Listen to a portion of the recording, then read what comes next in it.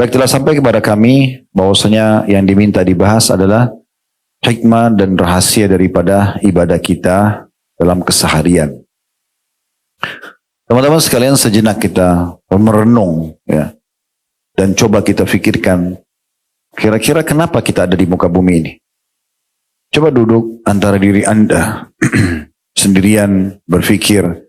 Di saat ini pun, di tempat ini, di majelis ini kita bisa merenung sama-sama. Kenapa saya ada di muka bumi ini? Apa tujuannya? Apa hikmahnya? Apa targetnya?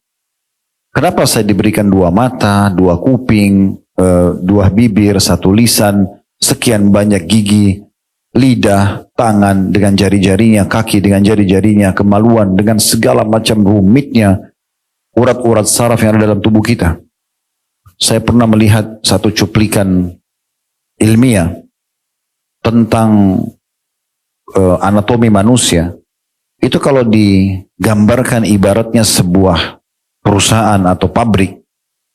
Tubuh manusia itu seperti pabrik yang sangat luas, besar, rumit, terdiri dari ratusan bahkan mungkin ribuan atau ratusan ribu lift dan segala macam petugas di situ. Ya, kalau kita mungkin staf-stafnya yang siap untuk menjaga stabilitas tubuh itu, yang siap untuk menerima makanan dan nutrisi yang merupakan nanti menjadi sumber energi, yang siap untuk menyortir mana yang tidak dibutuhkan sebagai nutrisi akan dibuang jadi kotoran, yang siap mengatur datangnya waktu istirahat dengan mengantuk, juga hilangnya perasaan ingin tidur lagi kalau sudah cukup, yang mengatur sinyal lapar pada saat tubuh kita butuh nutrisi, yang mengatur sinyal kenyang pada saat kita sudah kenyang sehingga kita tidak butuh makan lagi, dan semuanya.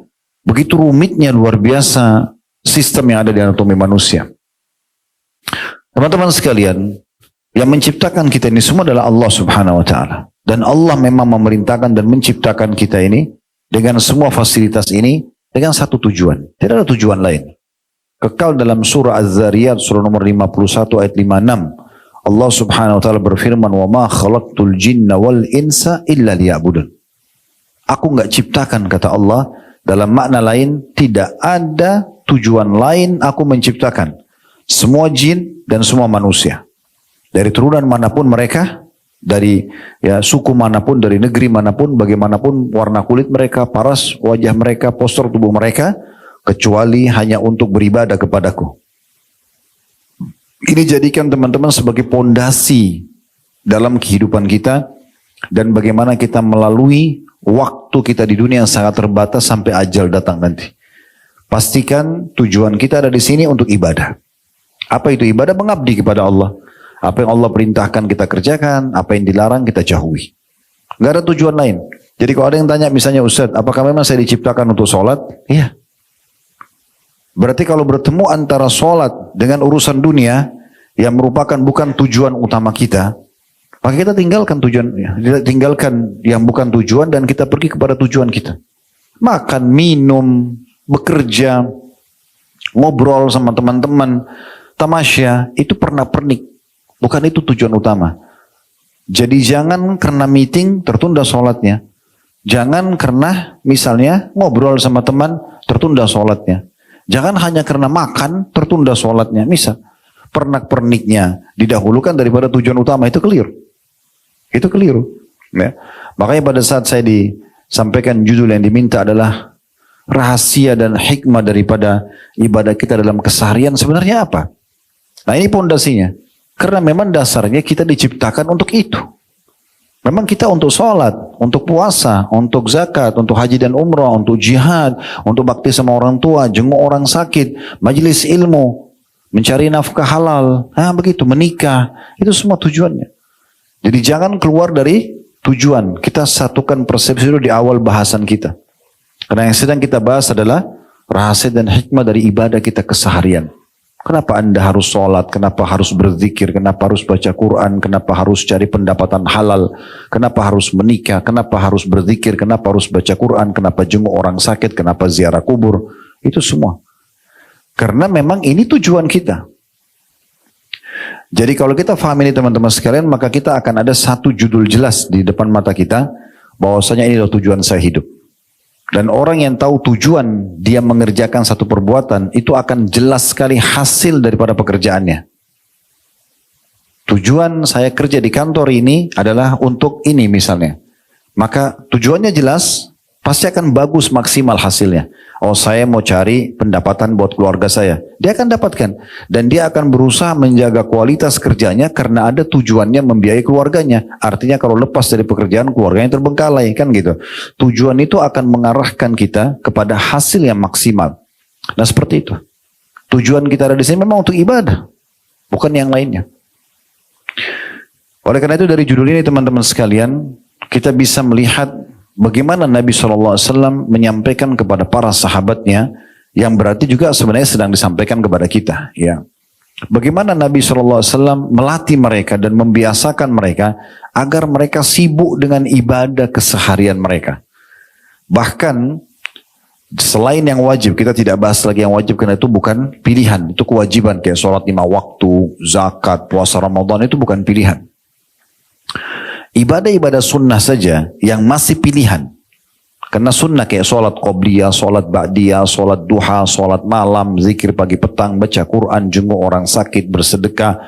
Ini semua adalah opsi kan, dia sunnah. Dikerjakan dapat pahala, ditinggalkan tidak berdosa. Itu saja tetap mereka jadikan sebagai target ibadah mereka.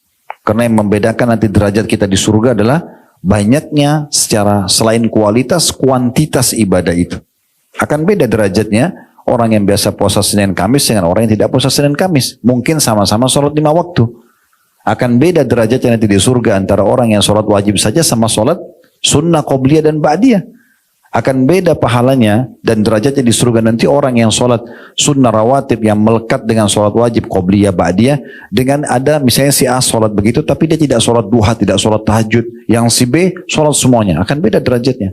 Mungkin si A tidak zikir pagi petang, tapi si B zikir pagi petang. Mungkin si A tidak puasa Senin Kamis, si B puasa Senin Kamis.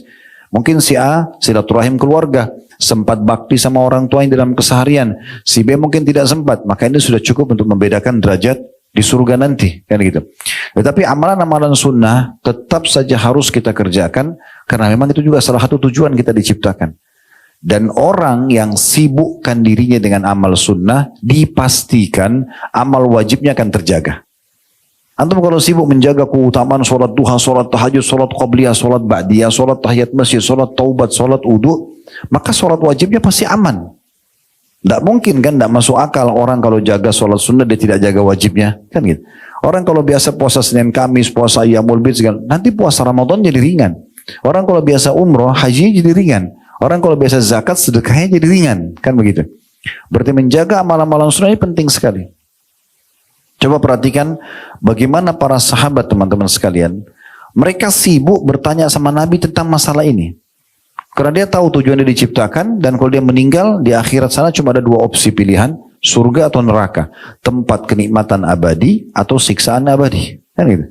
Kita nggak bisa pilih di akhirat nanti. Nggak, saya nggak mau neraka ya Allah, saya mau surga, nggak bisa. Penentuannya sekarang di sini. Apa yang teman-teman kerjakan sini dari bentuk ketaatan kita, ibadah keseharian yang kita kerjakan, itu nanti akan menentukan perjalanan kita di akhirat. Ya, orang kalau sudah meninggal sulit, kecuali memang ada beberapa kecil sekali sumber untuk menambah pahala, seperti doa orang lain mendoakan kita, atau ada kita tinggalkan sedekah jariah, bangunan, tanah, wakaf, tulisan buku misalnya, mungkin itu ya. Tapi itu kecil kemungkinan. Tidak semua orang bisa melakukannya. Jadi amal kita adalah yang kita kerjakan di masa kita hidup. Oleh karena itu teman-teman jangan disia-siakan. Sahabat misalnya contoh Mu'adz bin Jabal radhiyallahu anhu, beliau mengatakan dalam sebuah riwayat yang sahih, ya Rasulullah, wahai utusan Allah, akhbirni bi'amalin yudkhilunil jannah wa yuba'iduni minan nar. Wahai Rasulullah, tolong ajarkan kepadaku, sampaikan kepadaku amal yang aku bisa kerjakan dari ibadah-ibadah yang sudah diperintahkan ini, yang jelas bisa membawaku nanti kalau aku mati masuk ke surga dan selamat dari neraka. Maka Nabi SAW menimpali pertanyaan itu, selain jawaban juga memotivasi Mu'adz, karena pertanyaan ini bagus sekali. Coba sampaikan kepada saya Rasulullah supaya saya tidak terbuang-buang waktu saya yang sangat terbatas dalam keseharian, ajal saya kalau datang saya bisa meninggal, supaya semua amal saya dalam 1 hari 24 jam itu ibadah aja, masukkan ke surga dan menyelamatkan dari neraka. Kata Nabi SAW, laqad sa'alta an 'azim. Hai Mu'adz, engkau telah bertanya sesuatu yang sangat besar. Wa innahu la yasirun 'ala man yassarallahu 'alaihi. Dan dia akan mudah bagi orang yang Allah mudahkan untuknya. Ini ada pesan penting di sini teman-teman sekalian ya. Artinya kalau teman-teman masih tergerak hatinya untuk melakukan ketaatan, berarti Allah mau kebaikan buat kita. Kayak Masya Allah, misalnya pemilik perusahaan ini masih mau adakan pengajian buat antum semua. Atau teman-teman juga masih mau, iya ada pengajian, semangat untuk hadir, dengarin. Apa sih yang Allah firmankan, apa sih yang Rasulullah SAW sabdakan. Apa ini bekal ibadah yang bisa saya jadikan pegangan setelah bubar dari pengajian. Supaya saya bisa lebih istiqomah atau konsisten. Supaya saya tetap jalan di atas keimanan dan ilmu. Maka itu satu nikmat yang luar biasa. Berapa banyak perusahaan orang kerja nggak bisa untuk ikut pengajian. Kami waktu buka restoran di Kalibata City, sebelum pindah di Condet, saya kasih peraturan waktu itu, azan, mohon maaf bukan membandingkan dengan perusahaan lain, tapi saya cuma bicara pengalaman. Saya bilang 10 menit sebelum azan, stop semua orderan. Sampai sekarang Alhamdulillah masih berjalan, sudah 14 tahun restoran kami, itu saya selalu bilang, pokoknya 10 menit sebelum azan nggak boleh terima orderan. Orang yang sudah terlanjur makan ya nggak ada masalah. Tapi kalau baru mau terima orderan nggak boleh. Break semuanya, sholat. Gitu. Nah waktu itu, waktu di Kalibata, karena dia mall, dia pakai rorindor. Kalau di Condet sekarang kan kita tutup sendiri. Nggak pakai rorindor dia. Jadi kalau kita tutup itu, ditulis itu. Ditempel sama ikhwah, ada print-printan, kami sedang sholat. Gitu. Nah setelah sholat dan berjalan berapa waktu, kebetulan di Kalibata itu ada satu masjid namanya Nurullah. Saya kebetulan diminta jadi penasehatnya. Masya Allah bisa nampung sampai kalau tidak salah 2.000 jemaah. Sebagai fasumnya 14.000 unit apartemen di situ. Habis sholat di situ berjamaah biasanya saya baca kitab Al-Kabair, ya, dosa-dosa besar, kultum saja untuk semua jemaah termasuk staf kami. Kemudian kita bubar kembali buka restoran. Apa yang terjadi? Beberapa teman-teman kita Muslim itu kejadian nyata di sebelah restoran kami ada beberapa tempat di situ Muslim mereka datang lalu tanya kepada staf kami. Itu yang ditulis kami sedang sholat memang itu dibolehkan sholat, diizinkan. Kata teman-teman yang kerja sama kami, ya bahkan kita diwajibkan sholat. Tidak boleh. Kalau di kantor saya lebih tegas lagi. Kita keluarkan SP bagi yang tidak sholat. Gitu kan. Jadi kita bertegas dalam masalah itu. Akhirnya dia bilang, enak sekali ya. Kami, ini bahasa mereka ya. Kami kerja di tempat-tempat kami sekarang. Padahal bersebelah-sebelahan situ. Jangankan sholat 5 waktu. Sholat Jumat saja nggak diizinkan. Nggak diizinkan. Ya. Apalagi mau bicara sholat 5 waktu. Itu contoh. Jadi kalau ada perusahaan kita masih izinkan, ayo sholat. Bahkan owner mengatakan, ayo sholat. Atau teman-teman kita diizinkan sholat. Itu luar biasa. Saya waktu itu pernah diundang oleh KBR kita di Tokyo, di Jepang. 10 hari pertama Ramadan, selama 10 hari saya di sana. Ada 2 orang dari orang Indonesia, orang kita. Datang 6 jam naik kereta. Saya lupa nama kota mereka cukup jauh. Datang terus mengatakan, Ustaz, kami berdua ini kerja di pabrik. Kami nggak boleh sholat karena pemiliknya itu penyembah matahari. Kan orang Jepang nyembah matahari. Dianggap kaisar mereka itu anaknya dewa matahari mereka. Jadi secerdas apapun mereka urusan dunia mereka nggak tahu Tuhan gitu ya. Tapi yang jelas kami nggak boleh sholat. Apa solusinya? Lalu saya bilang, kalau seandainya Anda sholat dilarang. Dia bilang dilarang karena bagi dia itu tidak penting. Memotong waktu kerja. Mereka harus selalu pekerjaan dikerjakan dan bagi mereka bagaimana produktif untuk mendatangkan uang. Oke, kalau pamit ke toilet bisa nggak? Bisa. Dibatasi waktu nggak? Enggak kalau toilet. Oke. Solusi dari saya, ini khusus buat mereka ya, ini bukan fatwa umum. Karena mereka nggak bisa lagi. Kalau enggak mereka nggak sholat.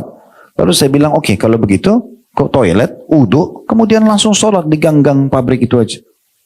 Sholat wajib saya, nggak usah sholat sunnah. Sholat subuh kan tidak mungkin kerja subuh. Mereka paling di pabrik itu duhur sama asar ya. Mereka sudah selesai sore, seperti umumnya orang kerja. Jadi sholat duhur 4 rakaat.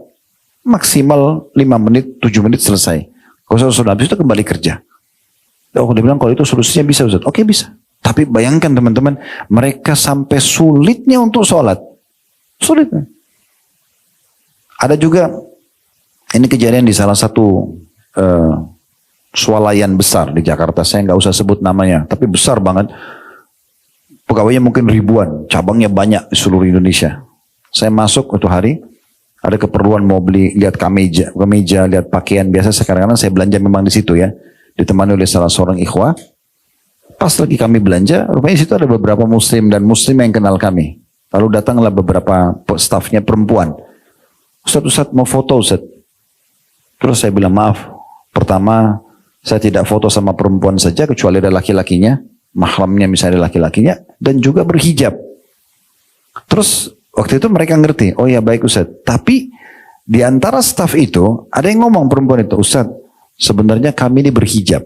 Sambil bukan berhadap-hadapan ngomong, tapi sambil saya pilih baju gitu. Sebenarnya kami ini Ustaz berhijab. Cuma peraturan di sini kami nggak boleh berhijab. Jadi kalau kami dari rumah ke sini berhijab, kerja buka, habis itu kami pulang lagi, nanti pakai hijab lagi. Sulitnya mereka untuk melaksanakan tujuan utama mereka hidup. Jadi kalau antum bisa dimudahkan oleh Allah Subhanahu wa taala bekerja di sebuah tempat masih mau diadakan pengajian, tujuannya apa pengajian begini? Untuk antum diingatkan kan? Saya datang jauh-jauh tinggalin keluarga, tinggalin pekerjaan untuk memberikan nasihat, ayo kita sholat, ayo kita puasa, ayo kita ibadah. Judul yang dipilih oleh owner pemilik perusahaan antum juga tolong masalah rahasia dan hikmah daripada ibadah sehari-hari. Kenapa kita harus sholat? Kenapa kita harus puasa? Kenapa harus zikir? Karena memang ini sebuah perintah dalam agama, kewajiban kita. Dan kalau masih bisa itu maka sangat bagus. Antum bersyukur kepada Allah SWT.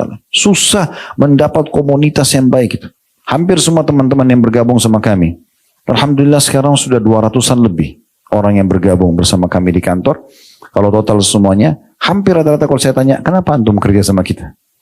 Ada yang dari perusahaan-perusahaan besar, gajinya sudah sangat tinggi. Mereka hanya mau mencari komunitas. Masakan sama saya sendiri Ustaz. Di tempat dulu walaupun misalnya ada payroll lebih mahal, tapi susah sholatnya. Kita haus dengan ilmu, nggak ada pengajian. Yang ada cuma kejar target kerja, nggak ada. Kita nggak pernah tahu mana halal, mana haram. Belum lagi teman-teman di sebelah kita yang masih awam. Pulang dari kantor janjiannya pergi ke maksiat semuanya. Jadi susah. Kita jadi terpengaruh juga gitu. Maka kalau masih ada seperti ini luar biasa. Ini akan sangat memberikan dukungan dan keselamatan. Dunia antum bisa mendapatkan income untuk memenuhi kebutuhan kita dan keluarga. Dan ini insya Allah mudah-mudahan halal dan juga di akhirat kita bisa selamat. Kan gitu. Itu poin penting.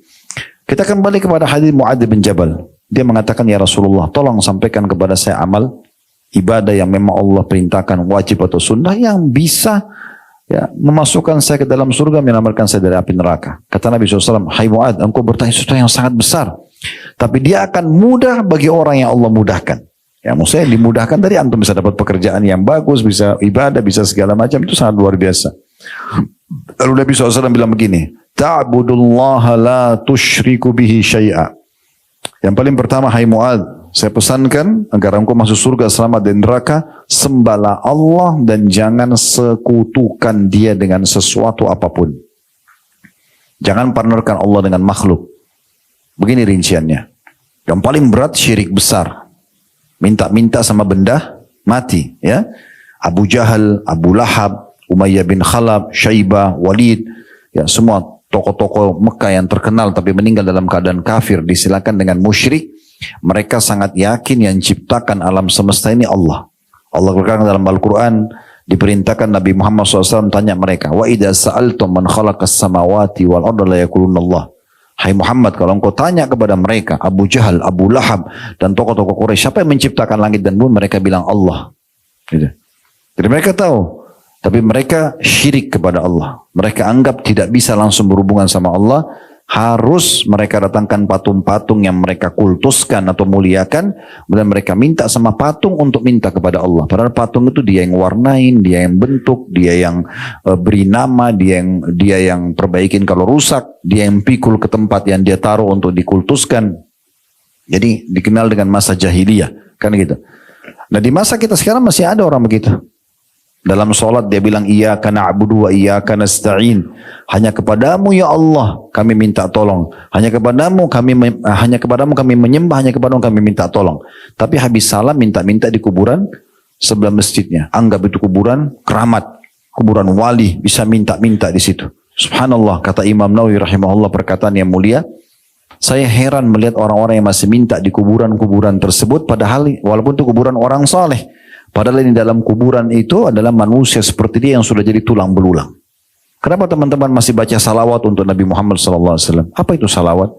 permohonan agar ditambahkan rahmat. Bukankah Nabi Muhammad SAW sebenarnya sudah diberikan semuanya? Kalau Nabi Muhammad SAW saja walaupun sudah mati tetap kita doakan, bagaimana dengan manusia biasa? Kenapa minta sama benda-benda mati? Lebih jauh daripada itu. Berapa banyak orang teman-teman, dan kita sayangkan di negeri kita masih menyebar ini.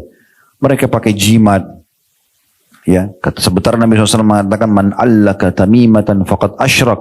Siapa yang menggantungkan jimat pada tubuhnya atau di rumahnya atau di kendaraannya, maka dia telah berbuat kesyirikan. Berapa banyak orang begitu. Dia tidak sadar, dia pergi ke dukun, dia pergi ke orang yang tidak pintar, ya. Dan biasa di Indonesia dibilang orang pintar, kalau saya bilang keliru itu bahasanya, ya.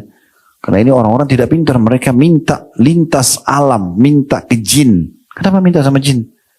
Kenapa antum harus lintas alam? Untuk apa? Untuk apa kalau mau buat istri atau suami suka harus bawa fotonya ke dukun? Untuk apa?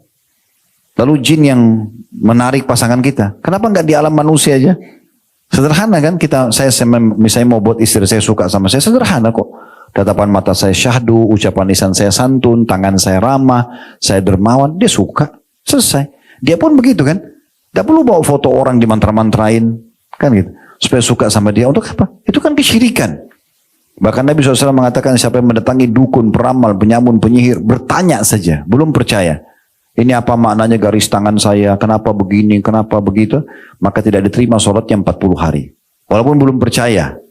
Dalam hadis yang lain, kalau dia datangi dukun, peramal, penyamun, penyihir dan bertanya lalu percaya, dia telah kufur kepada apa yang diturunkan kepada Muhammad SAW. Kita nggak perlu ke mereka. Nabi SAW mengajarkan kita ilmu tauhid yang luar biasa. Beliau mengatakan, mintalah kepada Tuhan kalian, walaupun tali sendal kalian. Sendal kita putus, minta sama Allah. Alhamdulillah wassalatu wassalamu ala rasulillah. Puji Allah, baca salawat pada Nabi SAW. Lalu bilang, ya Allah, sendal saya putus, gantikanlah. Ya Allah, saya sakit, sembuhkanlah. Ya Allah, berikanlah hidayah istri saya, suami saya. Ya Allah, mudahkan jodoh buat saya. Ya Allah, berkahi rezeki saya. Selalu sama Allah. Dari hal kecil sampai hal yang besar. Dan ulama mengatakan doa itu kekuatannya, selain memang kita langsung kayak minta kepada Sang Pencipta Allah, yang maha kaya dan yang menciptakan segala sesuatunya, juga dia adalah senjata yang paling kuat dan dia ibadah. Artinya kita lihat hasil, tidak lihat hasil, tetap akan dapat pahalanya di sisi Allah SWT pada hari kiamat. Dalam sebuah riwayat dikatakan nanti hari kiamat ada orang didatangkan pahala bergunung-gunung untuk dia, lalu dia bingung dari mana. Dia tanya malaikat, ini dari mana nih? Kok saya tidak tahu ini amal apa yang bisa mendatangkan pahala sebesar ini. Kata para malaikat, itu adalah pahala doa-doamu yang belum kamu dapatkan balasannya di dunia. Minta jodoh yang fulan atau fulana, minta rezeki yang luas, minta haji, tapi belum sempat. Tidak seperti apa yang kita inginkan. Tetap ada pahalanya kita panen dalam bentuk pahala yang bergunung-gunung pada hari kiamat. Kata Nabi SAW, maka orang-orang itu yang mendapatkan pahala bergunung-gunung, dia mengatakan, kalau seandainya saya tahu seperti ini, saya berharap semua doa saya di dunia tidak dikasih di dunia, biar saya terima dalam bentuk pahala pada hari kiamat. Lalu kenapa kita tidak berdoa misalnya? Kan gitu. Dan hanya bergantung kepada Allah Subhanahu wa taala. Masuk dalam masalah syirik, teman-teman, jangan pernah bertatayur. Pernah dengar tatayur? Menggantungkan nasib pada satu benda. Nah, contoh kalau di Indonesia itu apa? Tangan kanannya gatal. Ya. Mau dapat apa itu? Mau keluar duit ya? Kalau tangan kiri mau dapat duit. Ya. Kalau ini benar teman-teman sekalian, gatalin aja tiap hari. Kan tidak usah kerja. Oh, tangan kiri gatal mau dapat duit nih. Gatalin aja tiap hari. Datangin ulat sekalian. Gitu. Taruh. Kan bisa. Ini kan tidak boleh. Nggak ada urusannya. Kebetulan memang lagi masalah saja urat saraf di tangan. Atau yang saya sering dengar itu ya. Saya pernah dengar itu. Kalau matanya kedap-kedip di atas. Ini saya mau ketemu sama orang yang saya sukai. Kalau matanya, kelopak mata kedap-kedip di bawah, saya mau sedih. Subhanallah. Apa hubungannya? Ini kurang tidur. Iya, apa hubungannya? Sampai ada orang pernah gitu di depan mata saya, dia bilang, aduh nih, saya mau nangis apa lagi nih? Ngomong gitu. Ya, saya mau nangis apa lagi nih karena kelopak mata. Saya, kenapa? Saya bilang, kenapa ngomong gitu? Ya karena kelopak mata saya di bawah kedap-kedip. Ini tidak boleh, tatayur. Menggantungkan nasib pada seperti ini tidak boleh teman-teman sekalian. Atau menganggap hari Selasa sial. Ya. Atau ini dan itu dan segala macam lah, ya. Apalagi kalau sampai antum menggantungkan nasib pada ramalan-ramalan bintang. Ini bintangnya Taurus, ini Sagittarius, ini Gemini, apalah. Terus sibuk baca apa ramalannya. Nah, boleh akhi dan ukhti. Nggak ada hubungannya itu dengan jodoh antum, dengan rezeki antum. Ini seperti kita dulu penyembah-penyembah patung, ya. Di Yunani mereka percaya begitu, itu kan dewa-dewa mereka. Itu harus dilupakan, nggak ada semua dalam Islam itu. Nggak ada urusannya. Kita ada namanya takdir Allah Subhanahu wa Ta'ala. Dan kita harus bersangka baik terus sama Allah. Sederhana sebenarnya. Kalau kita kerja di satu perusahaan seperti ini, selama antum menjadi pegawai yang baik, ya, on time kalau kerja, ya, memberikan hak perusahaan, antum juga akan dapat hak antum kan? Nggak ada alasannya apa dikeluarkan, alasannya apa nggak dikasih bonus kecuali pemimpinnya atau pemiliknya curang. Tapi itu tidak mungkin, jarang terjadi. Kalau itu terjadi tidak ada perusahaan yang bisa berkembang. Persentase pemilik perusahaan yang curang itu kecil sekali. Di bawah 10%, di bawah 5% bahkan. Dari semua total perusahaan di muka bumi ini, umumnya orang jujur karena dia mau perusahaannya maju. Kan gitu. Jarang orang yang curang dengan pegawainya. Kalau ada tuh mungkin hitung jari, mungkin karena kebodohan dia. Dia kan akan kehilangan aset dia. Apalagi pegawai yang sudah expert di tempatnya, di bidangnya, itu kan tidak mungkin. Kan gitu. Jadi teman-teman sekalian kembali lagi ke masalah, jangan sampai berbuat kesyirikan. Ya. Termasuk juga ini tidak usah pakai khadam-khadam. Ya. Iya, selalu gitu. Dianggap tidak apa-apa kan yang saya pelihara itu kan jin muslim. Tidak ada sejarahnya. Allah membuat jin tidak kelihatan, nggak usah dipanggil, nggak usah berteman. Kita nggak, Allah buat mata kita nggak lihat, kita tidak tahu bahasanya, kita tidak tahu rupanya. Kenapa antum sengaja bersemedi di gunung, di lautan, panggil-panggil wahai penjaga gua, wahai pada ini dan itu? Ya, ini subhanallah. Perhatikan baik-baik sebab turunnya surah jin. Beberapa ayat di situ sebabnya karena orang-orang Quraisy dulu di masa jahiliyah sebelum Nabi SAW dakwahi mereka dan mereka masuk Islam, mereka kalau melakukan perjalanan keluar kota, ya, mereka itu kalau nginap di satu lembah malam hari kayak kita gini malam, mereka nginap karena masa dulu orang tidak ada penerangan kayak kita sekarang, transportasi masih kuda sama unta, nggak ada kereta cepat, pesawat bisa berangkat malam, nggak ada. Jadi mereka harus istirahat. Nah, tradisi mereka, kalau mereka turun di satu lembah, pemimpin kafilahnya, ya, itu ngumpulin dari semua orang yang ikut di grup itu, grup safar itu, ayo siapa yang mau nyumbang? Yang ini nyumbang makanannya, ini nyumbang uangnya, ini nyumbang minumannya. Lalu pemimpin kafilah itu, grup perjalanan itu, kalau kita sekarang tour leadernya, ya. Itu kemudian pergi ke tengah-tengah lembah, lalu dia bilang begini, wahai penjaga lembah, ini setengah bekal kami, jangan ganggu kami. Padahal lembah itu nggak ada apa-apa, dia aja sendiri yang karang-karang. Allah menggambarkan dalam surah jin, maka jin-jin, setan-setan ada di sekitar lembah itu, fazaduhum rahaqa, makin membuat mereka ketakutan, makin terdengar suara, makin diganggu. Padahal sebenarnya awalnya, teman-teman sekalian harus pahamin ya, jin itu takut sama manusia. Tunduk sebenarnya. Semua hewan itu tunduk sama manusia. Karena manusia itu adalah khalifah. Ini anggap kalau di lokasi ini, dulu misalnya belum ada rumah-rumah, mungkin di sini banyak hewan, ya nggak? Sekarang kalau tidak ada manusia, banyak hewan nggak? Banyak kan? Ada ular, ada ini, ada itu, banyak. Tapi begitu manusia datang, mulai bangun satu rumah, mulai ini, berkurang itu mereka, pergi. Karena mereka tahu ini manusia khalifah, ini pemimpin mereka sebenarnya. Allah ciptakan kita untuk itu. Kita jadi pemimpin. Jadi nggak usah kita ngarang-ngarang takut tanpa jelas, kan gitu. Dan kalau kita mau bicara masalah kesyirikan ini banyak sekali. Jadi hati-hati teman-teman sekalian, murnikan tauhid kepada Allah sehingga mudah masuk surga dan juga selamat dari api neraka. Pesan kedua Nabi SAW, wa tuqimus shalah, dirikan sholat itu, terutama sholat 5 waktu. Sholat 5 waktu teman-teman adalah absensi kita kepada Allah. Antum bayangkan kalau antum kerja di perusahaan begini. Pimpinan atau owner perusahaan memanggil antum sehari 5 kali. Hadap saya di ruangan ya. Tujuannya hanya apa? Hanya mau ditanya. Kamu ada keperluan apa? Ya. Ada sesuatu yang bisa saya bantu? Utang dilunasi kah? Bantu untuk pengobatan anak kah? Mau bantu keluarga kah? Kamu mau butuh mobil kah? Butuh motor kah? Bisa, semua kebutuhannya ditanya.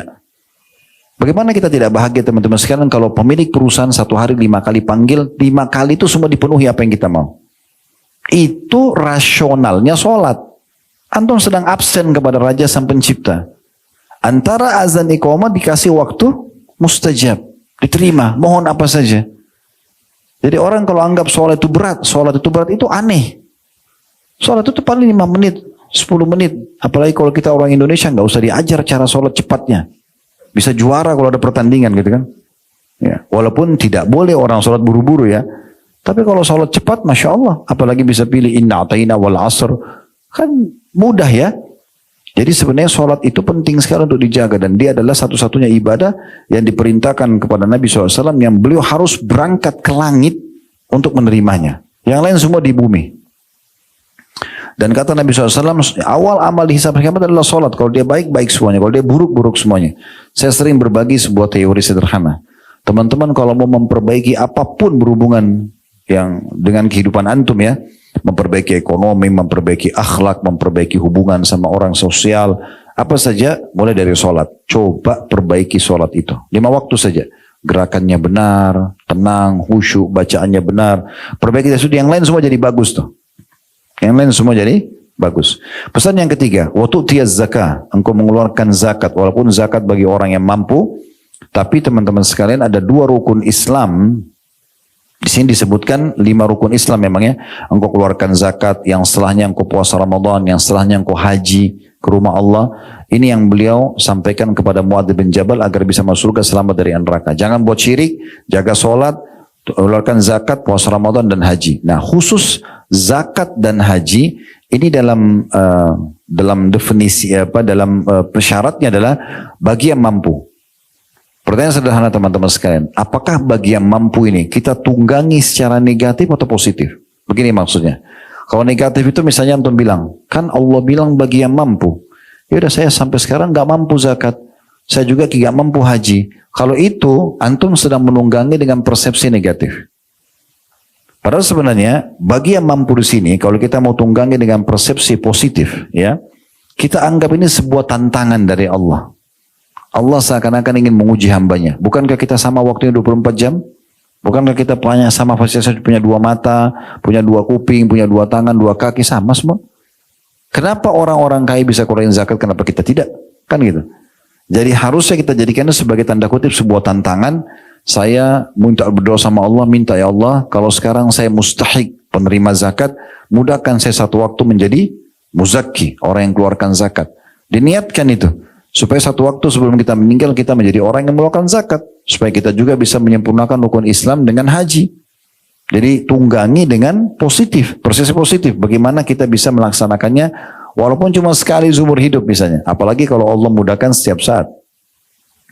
Begitu juga dengan puasa Ramadan, ini sebenarnya bukan sebuah siksaan. Nah, ini pernah kita jelaskan waktu taklim kita yang dulu ya. Pernah kita jelaskan maksudnya, tapi saya ingatkan kembali bahwasanya puasa Ramadan adalah terapi kesehatan. Ya, setelah dalam 12 bulan, 11 bulan kita makan, minum, pedas, asam, manis, panas, dingin, maka tubuh kita ini kalau robot rusak, ya, butuh servis. Ya, itu maintenance-nya 1 bulan diservis dulu, dikontrol makanannya di waktu tertentu supaya kita jadi lebih sehat. Semua orang tahu kalau Ramadan itu adalah hari kesehatan bagi dia. Toh setelah buka puasa makan 2-3 butir kurma, minum 1 gelas teh atau air putih sudah kenyang luar biasa. Kalau saya bahkan nanti habis tarawih kadang-kadang baru makan gitu kan. Karena memang nyaman aja puasa. Sekarang di masa kita lebih berkembang lagi, orang kalau mau sehat dia lebih banyak puasa ya. Walaupun bukan puasa syariat ya. 12 jam, 14 jam tidak makan. Katanya sehat. Ya, sebenarnya umat Islam tanpa penemuan itu pun kita sudah disuruh puasa. 1 minggu kita 2 hari puasa Senin Kamis, kita sebulan ada puasa Ayyamul Bid, setahun ada puasa Ramadan. Lalu Nabi SAW mengatakan, Ala adulluka ala abwabil khair. Hai Mu'ad, mau gak aku tunjukkan kepadamu tentang pintu-pintu kebaikan? Semua tadi kesimpulan dari apa yang saya sampaikan itu akan sangat mudah kau amalkan. Bahkan kau akan selalu terjaga dan berada di pintu-pintu kebaikan itu. Maka kata ya, Nabi SAW, as-sawmu junnah.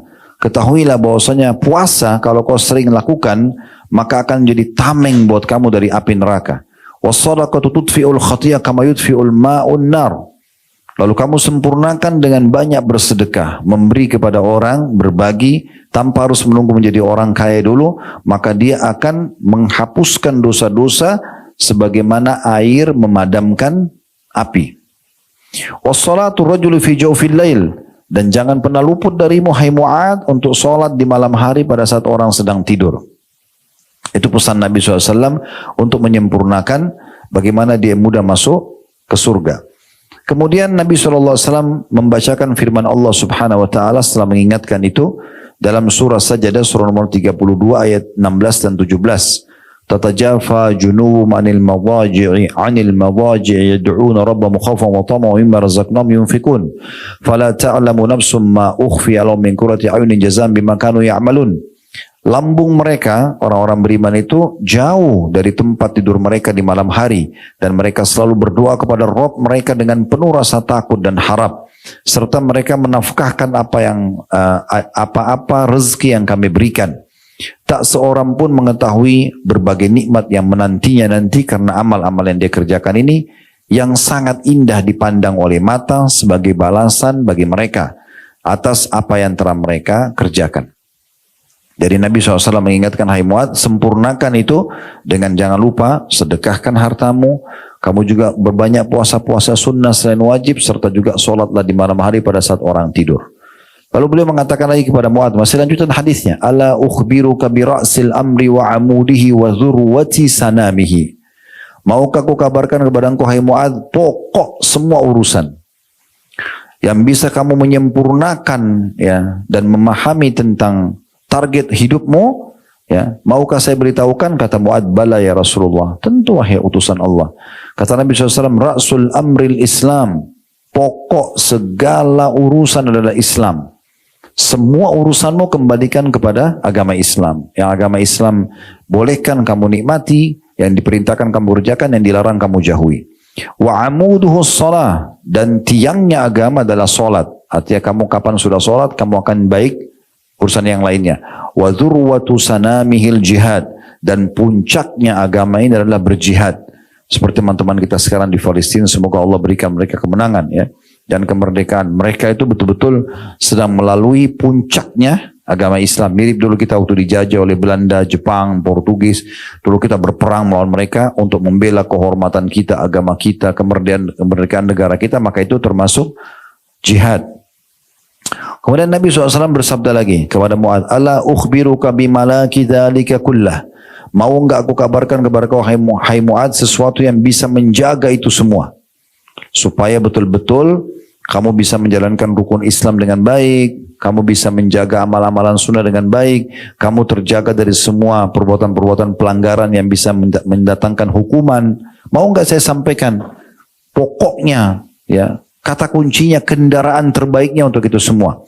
Kata Mu'adz, bala ya Rasulullah. Kata Mu'adz, tentu ya Rasulullah. Kata Nabi SAW, kuffu alaika hadha. Jagalah ini darimu. Lalu Nabi SAW pegang lidah beliau sambil menariknya dan mengatakan, jaga ini. Maksudnya, kalau kau mau, gunakan lidahmu hanya untuk ketaatan kepada Allah. Kalau bukan yang diwajibkan, yang disunnahkan, maka minimal yang mubah. Hal yang omong kosong sudah tidak ada lagi. Jaga semuanya. Misal hal yang wajib seperti orang, bagaimana dia membaca bacaan-bacaan sholat dengan benar. Karena itu wajib berhubungan dengan sholat wajib misalnya. Atau baca Quran. Bagaimana dia menuntut ilmu. Bagaimana dia memberikan nasihat. Gitu kan. Yang sunnah juga dia berzikir. Misalnya dia berdoa. Dan yang mubah minimal misalnya menanyakan kabar orang. Gitu ya. Hal-hal yang mubah. Itu. Sementara yang lainnya jangan sama sekali kamu lakukan. Karena banyak orang tergelincir. Dia sholat tapi lidahnya tajam. Ya, dalam riwayat lain dikatakan, seorang sahabat mengatakan, ya Rasulullah, di kota Madinah ini ada seorang wanita selalu puasa di siang harinya dan sholat di malam harinya. Tidak pernah ketinggalan. Tapi lisannya tajam, nyakitin tetangganya. Caci maki orang, gibah, ya gunjing, ya fitnah. Lalu kata Nabi SAW, la khaira fiha hiya finnar. Tidak ada kebaikan pada wanita tersebut, dia pasti masuk neraka. Walaupun dia sholat, walaupun dia puasa, tapi karena lisannya menyakiti orang, ya, akhirnya dia akan banyak musuh hari kiamat dan akan habis pahalanya nanti dibagi-bagi kepada orang-orang yang dia sakiti. Lalu kata sahabat tersebut, ya Rasulullah, dan di Madinah Ada juga seorang wanita, dia cuma sholat yang wajib, dia sholat yang dia mengeluarkan zakat, tapi dia tidak mengeluarkan sedekah yang banyak. Dia puasa Ramadan, dia tidak puasa sunnah, tapi lisannya nggak pernah nyakitin orang. Kata Nabi SAW, kebaikan ada padanya dan dia di surga. Makanya Nabi SAW mengatakan, ya, semua kunci daripada kamu bisa menjalankan ketaatan dan meninggalkan maksiat adalah menjaga lisanmu. Dan kemudian Mu'adz berkata begini, ya Nabi Allah, wa inna la mu'akhiduna bima natakallam, ya. Apakah kami ya Rasulullah akan diadab dengan apa yang kita bicarakan? Usah dengan tutur kata kita ucap kita akan dihukum. Maka kata Nabi SAW, "Thaqulatka ummuka wa hal yakubbun nasa ala ujum aw qala ala manakhirihim illa hasaidu alsinatihim." Hai Mu'adz, celaka kamu kalau kau tidak tahu masalah ini. Bukankah mayoritas orang ditelungkupkan wajah-wajah mereka dan diseret dalam api neraka karena akibat lisan-lisan mereka. Hadis ini diriwayatkan oleh Tirmidzi. Kalau kita simpulkan sebenarnya hadis ini bagaimana? Ya, Nabi SAW mengajarkan kepada Mu'adz, ini loh ibadah keseharian yang kau harus jaga. Dengan ini kau akan masuk surga, kau akan selamat dari api neraka. Kisah yang lain Abu Hurairah radhiyallahu anhu dalam riwayat yang sahih juga. Beliau pernah mengatakan, ya Rasulullah, dulluni ala amalin idza amiltu dakhaltul jannah. Tunjukkan kepadaku wahai Rasulullah. Maaf, ini hadis Abu Hurairah, tetapi dia menceritakan tentang seorang Arab Badui yang datang kepada Nabi SAW lalu mengatakan, ya Rasulullah, tunjukkan kepadaku tentang amal yang apabila aku lakukan aku bisa masuk surga. Maka Nabi SAW mengatakan, ya, mirip dengan tadi perjawaban kepada Mu'adz bin Jabal, engkau menyembah Allah tanpa menyekutukannya, engkau sholat 5 waktu, jalankan zakat, puasa Ramadan. Kemudian orang tersebut mengatakan, walladzi nafsi biyadi la azidu ala hadza. Kalau memang itu yang Anda perintahkan ya Rasulullah, demi Allah aku tidak akan menambahnya. Udah itu aja aku kerjakan. Maka ketika orang itu pergi, kata Nabi SAW, man sarrahu an yandura ila rajulin min ahli jannah falyandur ila hadza. Siapa yang ingin melihat penghuni surga, lihat kepada orang ini. Jadi sebenarnya teman-teman sekalian dengan mengerjakan sesuatu yang diwajibkan sudah cukup masuk ke dalam surga selamat dari api neraka. Tapi kalau mau derajat-derajat yang tinggi, fasilitas lebih bagus lagi, ya, maka kita harus tambah dengan amalan-amalan sunnah. Begitu juga dengan Atha bin Abi Rabah rahimahullah, seorang ulama tabi'in. Beliau mengatakan, qala li Ibnu Abbas radhiyallahu anhu, sahabat Nabi pernah berkata kepadaku, ala urika imra'atan min ahli jannah. Mau enggak aku tunjukkan kepada kamu wanita ahli surga? Maka kata Atha bin Abi Rabah, seorang tabi'in, tentu saja. Murid bilang sama gurunya. Maka kata Abdullah bin Abbas, hadil mar'atus sauda. Ada seorang wanita berkulit hitam di masa Nabi SAW. Atatin Nabi SAW faqalat inni usra'. Dia mengatakan, ya Rasulullah, perempuan ini datang dan mengatakan, ya Rasulullah, sesungguhnya saya sedang diuji dengan penyakit dan penyakit saya ayan, ya, epileps, ya. Wa inni ataqasyaf fad'u Allah li. Dan kadang-kadang kalau kambuh, saya tidak kontrol diri saya, aurat saya terbuka, ya, saya malu. Tolong doakan supaya saya sembuh. Maksudnya dia minta Nabi doakan spontan sembuh di saat itu. Tidak melalui proses pengobatan. Doa Nabi mujarab langsung sembuh. Maka kata Nabi SAW, in syi'ti sabarti walakil jannah. Kalau kau mau, kau sabar. Dan pasti balasannya surga. Ujian yang sedang datang, kamu nikmati prosesnya. Kamu berdoa, iya. Kamu ikhtiar berobat, iya. Tapi kamu nikmati prosesnya. Sabar itu kan bukan berarti orang tidak beraktivitas dan cari solusi, tidak. Sabar itu bukan duduk manis dan elus dada, tapi sabar itu menerima takdir Allah kemudian ikhtiar cari jalan keluar. Kalau kau mau sabar, tidak spontan, ya, langsung saya doakan langsung sembuh, maka bagimu surga. Ya. Wa in syi'ti da'autullaha an yu'afiyaki. Tapi kalau kau mau, saya juga bisa doakan sekarang spontan, langsung kau sembuh, tapi nggak ada jaminan surga. Surga nanti bisa kamu dapatkan dengan cara lain. Tapi ini sekarang penyakitmu, kalau kau sabar, nikmati prosesnya, tetap berobat, tetap berdoa, tapi tidak instan, maka bagimu surga. Maka perempuan itu langsung mengatakan, aku akan bersabar. Kalau gitu bersabar saja. Nikmatin aja prosesnya. Toh juga nanti fa inna ma'al usri yusra, di setiap usaha ada kemudahan. Lalu kemudian perempuan itu mengatakan, tapi ya Rasulullah, inni atakasyaf. Tapi ya Rasulullah, saya kadang-kadang kalau kambuh sering terbuka aurat saya. Fadullah li alla atakasyaf. Fada'alaha. Kemudian dia mengatakan, tolong berdoa kepada Allah agar saya kalau kambuh tidak terbuka aurat saya. Maka Nabi SAW pun mendoakan wanita tersebut. Ya. Begitu juga teman-teman sekalian, tentang kisah cukup banyak di antara para sahabat ridwanullah alaihim yang mereka memang betul-betul mengejar surga, ya, dan sibuk dari amal ke amal yang lain. Cukup banyak ya kisah tentang subhanallah Umair bin Humam radhiyallahu anhu di perang Badar, di mana beliau pada saat Nabi SAW mengatakan waktu pasukan sudah mau berperang satu sama yang lain, kumu ila jannati arduhas samawati wal ard. Bangkitlah kalian sekarang dan kejarlah surga dengan cara mati syahid, ya, yang luasnya seluas langit dan bumi. Maka Umair tiba-tiba mengatakan, ya Rasulullah, arduhas samawati wal ard. Wahai utusan Allah, Anda sedang membahas surga yang kalau saya berperang sekarang di sini, saya terbunuh oleh orang-orang Quraisy ini, cuma ditusuk pisau, kena tombak, kena anak panah, saya mati. Saya masuk surga yang luasnya seluas langit dan bumi. Kata Nabi SAW, iya. Lalu orang itu, si Umair mengatakan, bakhin, indah sekali ya, dan sangat mengagumkan. Maka Nabi SAW mengatakan, ma yahmiluka ala qawlika bakhin. Apa alasannya, hai Umair, kenapa kau bilang bakhin, indah banget nih, luar biasa gitu. Hanya dengan berperang, terbunuh oleh musuh, kemudian selesai, gitu kan. Maka masuk surga yang luas seluas langit dan bumi, hanya itu saya pengorbanannya. Maka kata dia, la wallahi ya Rasulullah illa raja'an akuna min ahliha. Tidak demi Allah ya Rasulullah, saya tidak maksud apa-apa kecuali saya ingin sekali termasuk orang yang Anda sebutkan. Artinya mati syahid di sini, lalu aku masuk surga yang luasnya seluas langit dan bumi. Kata Nabi SAW, fa innaka min ahliha. Kau termasuk ahli surga itu. Lalu kata dalam riwayat ini dikatakan pada saat itu Umair ini lagi pegang beberapa butir kurma dan dia sempat mau makan dulu, niatnya makan baru dia berperang, mati syahid. Tapi subhanallah waktu dia makan satu, dia lagi berpikir, tiba-tiba Allah ilhamkan dalam hati, lalu dia berpikir, kalau saya harus habiskan kurma ini lalu saya tunggu saya mati, lama banget ya. Dia buang, kemudian dia berperang sampai dia mati syahid. Ya. Jadi mereka memang sangat mencintai ibadah-ibadah yang diperintahkan karena mereka tahu itu adalah tujuan mereka hidup. Mungkin sebagian orang, teman-teman sekalian, ini mungkin sebagai penutup, kalau ada yang mau bertanya setelah ini silahkan.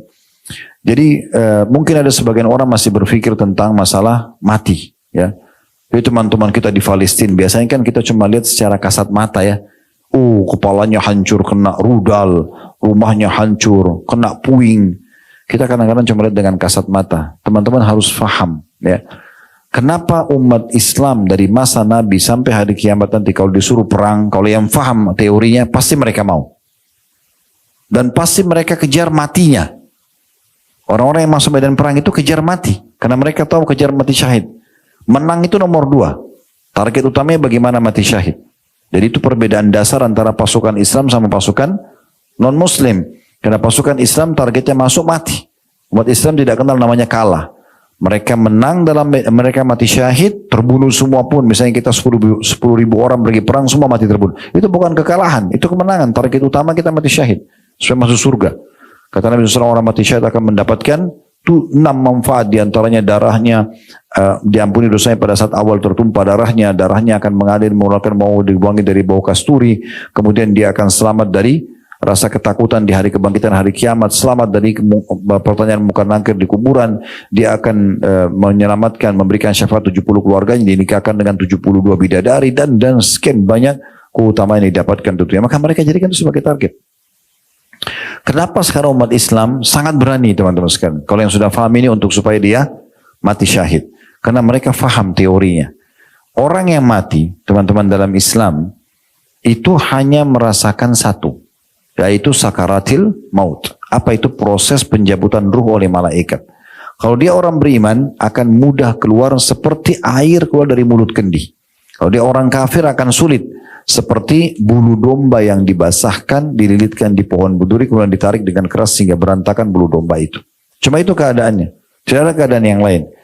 Dan orang, kata Nabi SAW, yang mati syahid, tidak akan pernah merasakan sakitnya, baik itu cuma ditusuk sedikit, ya, atau ditebas lehernya, atau kena rudal hancur, atau kena bangunan rubuh misalnya, atau mungkin dilindas oleh mobil tank, mereka tidak akan merasakan sakit kecuali seperti cubitan saja.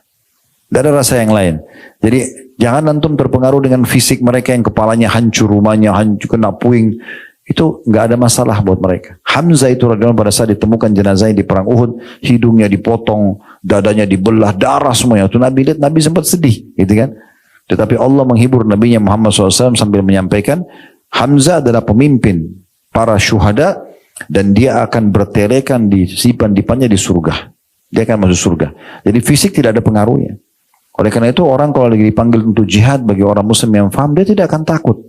Karena bagi dia tidak akan rasakan lagi peluru yang kena tubuhnya, pedang yang menebas, dia tidak dirasa lagi. Dia cuma lihat malaikat cabut ruhnya, selesai. Ya, dan bisa saja, bukan bisa, memang begitu orang-orang beriman akan merasakan mudah. Dan dalam hadis kata Nabi SAW, demi zat yang jiwaku dalam genggaman Allah, maksudnya demi Allah, aku berharap aku terbunuh di medan perang, dihidupkan lagi. Terbunuh lagi, dihidupkan lagi, sampai 10 kali. Karena besarnya pahala yang akan didapatkan dengan orang yang mati syahid. Dan dalam hadis-hadis yang sahih disebutkan, tidak ada orang yang mati, tidak ada orang muslim yang masuk surga, berharap kembali lagi ke dunia kecuali orang yang mati syahid. Tujuannya bukan untuk makan makanan enak, kumpul sama istri atau keluarga, bukan. Supaya dia mendapatkan proses terbunuh lagi, lalu dia dapat balasannya seperti yang dia dapatkan. Jadi yang dirindukan orang mati syahid itu justru tusukan musuhnya, tebasan pedangnya, kena peluru, itu yang dirindukan. Karena hitungan detik, lalu dia dapat semua ini. Surga yang luasnya seluas langit dan bumi. Kan gitu. Jadi mereka berharap kembali ke dunia untuk merasakan lagi proses itu. Maka teman-teman sekalian, semua perintah agama punya hikmah-hikmah yang sangat besar. Dalami lebih dalam supaya kita fahami. Sehingga tidak ada perintah-perintah ibadah ini yang jadi beban buat kita. Apapun yang jadi beban dalam keseharian kita, kalau dalam ibadah apa saja, misalnya teman-teman coba muhasabah, introspeksi diri sendiri, apa di antara ibadah yang kita masih malas lakukan. Nah nanti kita bisa perbaikin dari ibadah itu. Misalnya antum sudah jaga sholat 5 waktu, tapi masih malas sholat sunnah. Nah sekarang tinggal kita perbaikin bagaimana sholat sunnah ditingkatkan. Caranya sederhana, dengan membaca keutamaan sholat sunnah. Cari tahu 5-10 hadis tentang keutamaan sholat qobliyah, sholat ba'diyah, sholat duha, sholat malam, sholat Antum baca 2-3 hadis, mungkin ada perkataan sahabat tentang makna hadis itu misalnya, kita akan termotivasi untuk mengerjakan. Apa saja ibadah yang kita masih malas, segera perbaiki dan benahi. Karena nanti kalau kita meninggal, kita nggak bisa lagi beramal itu. Ya, dan ada jenis ibadah yang tidak bisa sampai kepada kita walaupun ahli waris kita lakukan. Kayak sholat, tidak bisa kita setelah sholat lalu kita wasiatkan anak-anak kita tetap kamu sholat wajib 5 waktu, kirimkan buat saya, nggak bisa. Nggak bisa juga misalnya dia bersedekah, ya, maaf, dia misalnya baca Quran atau dia berzikir lalu dia bilang ini buat orang tua saya. Pendapat ulama ada yang mengatakan tidak sampai.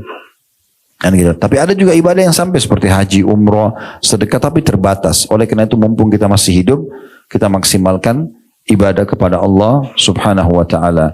Jadi tidak usah malas-malasan teman-teman sekalian, batas waktu kita sedikit. Ya, jangan pernah menghayal, kebanyakan kita ini tertipu dengan menganggap oh umur saya kan baru 25. Yang dia lihat oh ada orang lebih tua 30 tahun. Kemudian setelah itu 30 tahun ada orang yang 35. Sampai nanti 60 tahun, oh masih ada orang 65 tahun. Jadi dia selalu merasa dirinya masih gampang untuk melalaikan kewajiban. Ini salah. Bisa saja kita meninggal lebih dulu daripada orang-orang itu. Kan gitu, belum tentu umur kita sama. Maka jangan sia-siakan teman-teman karena penyesalan selalu ada di akhir nanti. Ya. Sebagai penutup juga, saya perlu sampaikan orang di hari kiamat ada 3 orang yang menyesal nanti. Yang pertama penyesalan abadi. Itu adalah orang yang meninggal dalam keadaan kafir, musyrik ataupun munafik. Naudzubillah. Ini mereka menyesal karena mereka tidak bisa lagi perbaiki selamanya. Mereka masuk neraka khalidina fiha, kekal di dalamnya. Yang kedua, penyesalan orang-orang muslim dikenal dengan istilah usatul mukminin.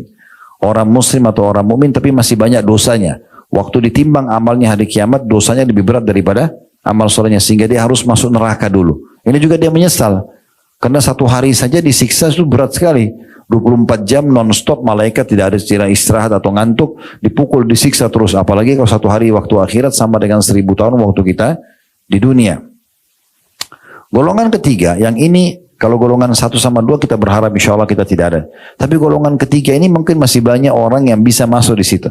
yaitu penyesalan sebagian ahli surga yang sudah masuk surga, ya, karena mereka biasa melalaikan ibadah-ibadah yang sebenarnya kalau dia kerjakan selama di dunia, kayak baca Quran, kayak zikir, kayak sedekah, kayak majelis ilmu, jenguk orang sakit misalnya atau bantu orang, itu bisa membawa dia ke derajat di sana. Tapi dia nggak sampai di sana karena dia malas. Dia nggak mau sholat malam, dia nggak mau sholat duha, dia nggak mau sedekah, nantilah, gampang lah segala macam. Padahal ini sebenarnya bisa mengangkat derajat dia. Tapi karena dia tidak kerjakan, dia nyesal. Oh, coba dulu saya kerjakan, saya akan sampai di sana ya. Karena nanti di akhirat teman-teman di surga kita bisa saling mengunjungi satu sama yang lain. Kita bisa saling mengunjungi dan kita bisa lihat fasilitas orang lain, gitu kan. Walaupun hati kita sudah tidak hasad lagi, kita nggak merasa iri karena hati sudah dibersihkan. Tetapi perasaan muncul, kita mengatakan kalau seandainya dulu saya berbuat lebih banyak, saya akan sampai di derajat itu. Maka itu ada saja bisa muncul. Maka sebelum tiba waktu itu nanti penyesalan jangan sia-siakan. Sore ini Allah sudah sampaikan ke kuping kita semuanya agar kita rajin dan terus semangat dalam mengisi hari-hari kita dengan tujuan utama kita diciptakan yaitu ibadah. Dan sudahlah yang lalu dari kelalaian jangan lagi diulangi, mulai sekarang ke depan kita penuhkan semua dengan ketaatan kepada Allah SWT. Terlebih lagi ibadah itu indah. Ibadah itu indah sekali. Duduk majelis ilmu begini indah, kita dengarin, ya kita simak, kita merasa ada manfaat, ada ketenangan jiwa, kita sholat itu indah, kita haji dan umroh indah, jihad itu indah, semuanya ibadah itu sebenarnya indah sekali. Asal seseorang tulus mengerjakan, pasti dia akan merasa nyaman dengan ibadah-ibadah tersebut. Allahu a'lam. Mungkin begitu saja teman-teman sekalian, kalau ada benar dari Allah, kalau ada salah dari saya mohon dimaafkan.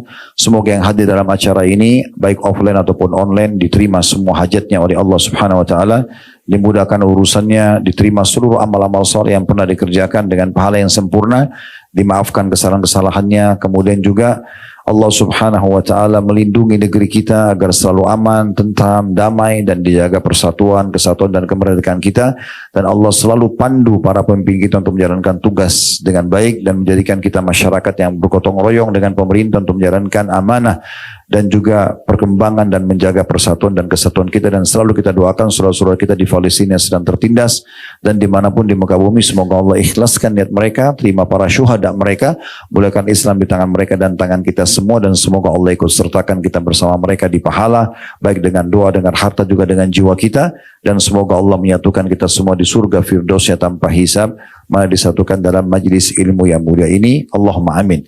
Wa sallallahu ala nabiyina Muhammadin wa alihi wa sahbihi wa sallam, wa akhiru da'wana alhamdulillahi rabbil alamin. Wassalamualaikum warahmatullahi wabarakatuh.